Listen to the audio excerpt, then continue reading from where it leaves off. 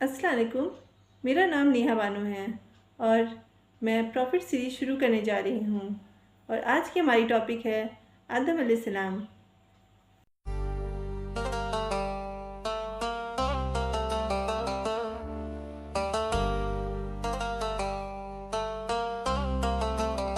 हज़रत आदम अलैहिस्सलाम सबसे पहले इंसान हैं जिनको अल्लाह ताला ने दुनिया में भेजा, और सबसे पहले नबी आप हैं।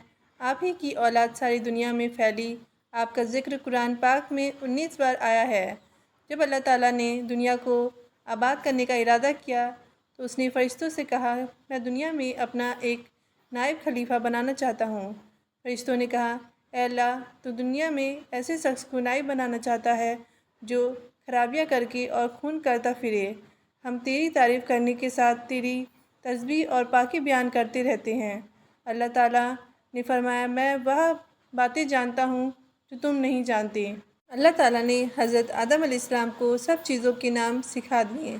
फिर उनको फ़रिश्तों के सामने किया और फरमाया, अगर तुम सच्चे हो तो मुझे इनके नाम बताओ। उन्होंने कहा कि तू पाक है, जितना इल्म तूने हमको बख्शा है इसके सिवा हमको कुछ नहीं मालूम। फिर अल्लाह ताला ने फ़रिश्तों को हुक्म दिया कि तुम आदम अलैहिस्सलाम को सजदा करो, तो वह सब सजदे में गिर पड़े, मगर शैतान ने सजदा नहीं किया। इसका ज़िक्र पहले भी आया है। अल्लाह ताला ने हज़रत आदम अलैहिस्सलाम से कहा कि तुम और तुम्हारी बीवी जन्नत में रहो और जहाँ से चाहो खाओ पियो, मगर एक ख़ास दरख्त के मुतालिक हज़रत आदम अलैहिस्सलाम को मना कर दिया कि उसके करीब भी ना जाना, वरना तुम भी ज़ालिमों में से हो जाओगे।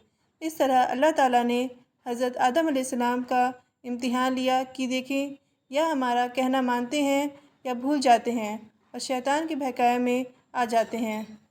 शैतान जो पहले ही हज़रत आदम अलैहिस्सलाम से नाराज़ था कि उनकी वजह से वह अल्लाह ताला के दरबार से निकला और खुदा ताला की लानत उस पर हुई, और उसने कसम खाई थी कि मैं हज़रत आदम और उसकी औलाद को क़यामत तक बहकाता रहूँगा कि अल्लाह ताला का कहना ना माने और खूब बुराइयाँ फैलाएँ। वह हज़रत आदम और उनकी बीवी हज़रत हव्वा अलैहिस्सलाम को बराबर बहकाता रहा कि उस दरख्त का फल तुम ज़रूर खाओ, उसके खाने से तुम फरिश्ता बन जाओगे, जन्नत में से कभी ना निकलोगे। आखिर एक दिन हज़रत आदम अलैहिस्सलाम और उनकी बीवी हज़रत हव्वा भूल से शैतान के बहकावे में आ गए और दरख्त का फल खा लिया। फल खाते ही दोनों नंगे हो गए और जन्नत का लिबास उनके बदन से गायब हो गया और वह जन्नत के पत्तों से अपने बदन को छुपाने लगे। अल्लाह ताला ने हज़रत आदम अलैहिस्सलाम से कहा कि हमने कह दिया था कि इस दरख्त के पास भी ना जाना और शैतान के कहने में ना आना, वह तुम्हारा दुश्मन है। तुम उसके कहने में आ गए, अब तुम और हव्वा जन्नत से चले जाओ और दुनिया में जाकर रहो। हज़रत आदम अलैहिस्सलाम को जन्नत से निकलने और शैतान के बहकावे में आने का बहुत रंज हुआ और बहुत अरसा तक अल्लाह ताला से माफ़ी मांगते रहें और रोते रहें कि अल्लाह ताला मुझे माफ़ कर दें। आखिर अल्लाह ताला को रहम आया और हज़रत आदम अलैहिस्सलाम को यह दुआ सिखाई कि ए हमारे रब, हमने अपने ऊपर जुल्म किया और तू हम पर रहम नहीं करेगा तो हम बड़ा नुकसान उठाने वाले में से हो जाएंगे। तो हज़रत आदम अलैहिस्सलाम ने यह दुआ बहुत गिड़गिड़ा कर मांगी, और अल्लाह ताला तो बहुत रहम करने वाले हैं। जब कोई बंदा गुनाह कर लेता है और सच्चे दिल से तौबा कर लेता है कि ए अल्लाह, यह गुनाह तो मुझसे गलती से हो गया, आइंदा से ना करूँगा, तो वह माफ़ कर देते हैं।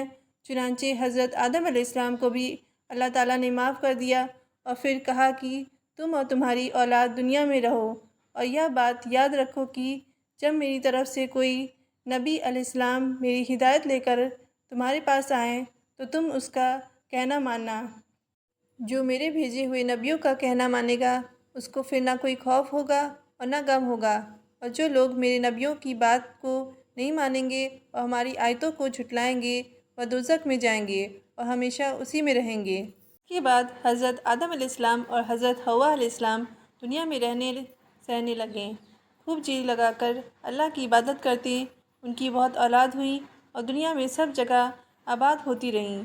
हज़रत आदम अलैहिस्सलाम अपनी औलाद को यही बात बताते रहें कि तुम कभी शैतान के बहकावे में ना आना, वह हमारा दुश्मन है और हमको बुरी बातें करने के लिए बहकाता रहता है। हमेशा अल्लाह की इबादत करना, सच बोलना, किसी पर जुल्म ना करना, एक दूसरे के नेक कामों में मदद करते रहना, آخر کار حضرت آدم علیہ السلام 900 سال زندہ رہ کر وفات پا گئے۔